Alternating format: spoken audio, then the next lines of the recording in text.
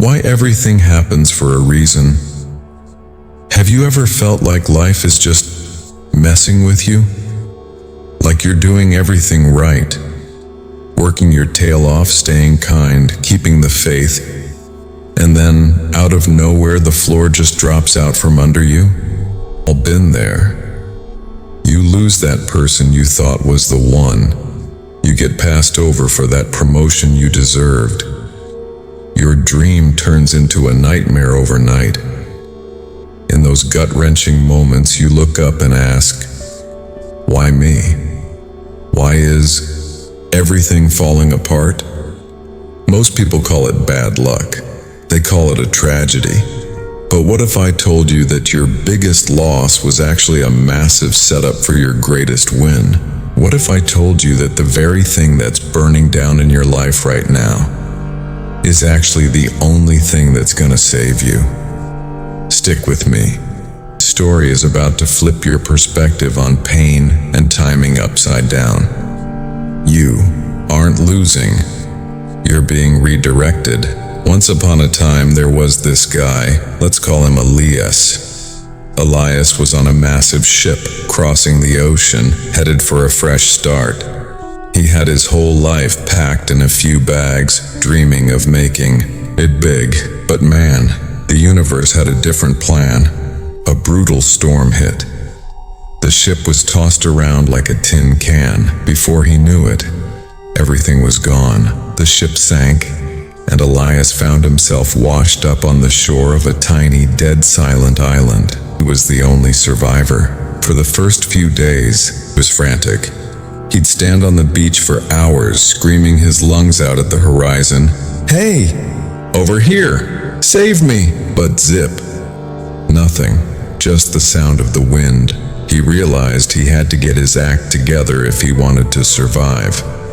So he spent weeks, busting his knuckles, building a small hut out of driftwood and palm leaves. It wasn't fancy, but it was his. It was his safe haven from the blistering sun and the freezing nights. He stored his last bits of food inside, and for a second, he felt like he had a handle on things. But then, life threw him a curveball. One evening, Elias was out searching for water. When he turned back toward his camp, his heart skipped a beat. His hut, his only protection, his everything, was engulfed in a massive ball of fire. A stray spark from his campfire had caught the dry grass. Within minutes, everything he had worked for was reduced to a pile of black ash. Thick, pitch-black smoke started billowing way up into the sky. Elias fell to his knees, his face covered in soot and tears. He slammed his fists into the sand and yelled at the sky, "Are you serious right now? You took my ship, you took my friends, you trapped me here, and now you burned down the only thing I have left? Why do you hate me so much?" He spent the whole night in total despair. He was done.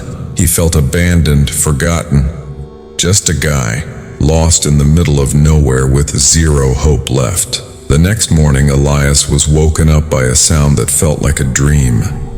A deep, vibrating ship's horn. Hung. He scrambled to his feet, rubbing his crusty eyes. And there it was, a huge rescue. Ship was anchored right off the shore. A small boat was already rowing toward him. He couldn't believe his eyes. He was actually getting out of there. When he finally stepped onto the deck of that ship, he grabbed the captain's arm, sobbing. "How?" he whispered. "How did you even find me? I'm in the middle of a literal nowhere." The captain looked at him, patted his shoulder and said, "Son, we saw your smoke signal. We were miles off course, but we saw that massive pillar of black smoke rising from this island. We knew someone was in trouble, so we turned the whole ship around to find you." Elias froze. The very fire he thought was his end was actually his 911 call. If his hut hadn't burned down, he would have stayed trapped on that island until the day he died. His biggest tragedy was his ticket back home. Here's the reality. Your life is no different than Elias's. Sometimes your hut has to burn down so the right people can find you. Sometimes a door has to slam in your face because the room behind it was full of snakes. We're so quick to judge the book of our life by one messy chapter. We see a loss and we think it's game over. But you don't realize that the universe is just clearing the path. If you lose something you never thought you'd lose, believe me, you're about to get something you never thought you'd have. Trust the timing. If it hasn't happened yet, it's because you're still being prepared. If it was taken away, it's because it was too small for the destiny that's waiting for you. Patience isn't just sitting around. Patience is keeping a high vibe attitude while you're waiting for the ship to show up. It's knowing that the captain sees the smoke, even when you only see the flames. Stop asking why me and start asking, what is this prepping me for? Your pain has a purpose, your scars have a story, and your timing. Man, your timing is perfect. If you're in a storm right now, just keep swimming, your rescue is already on the way.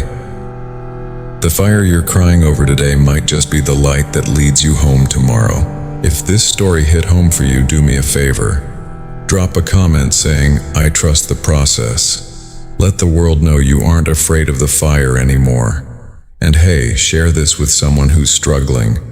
You might be the smoke signal they need.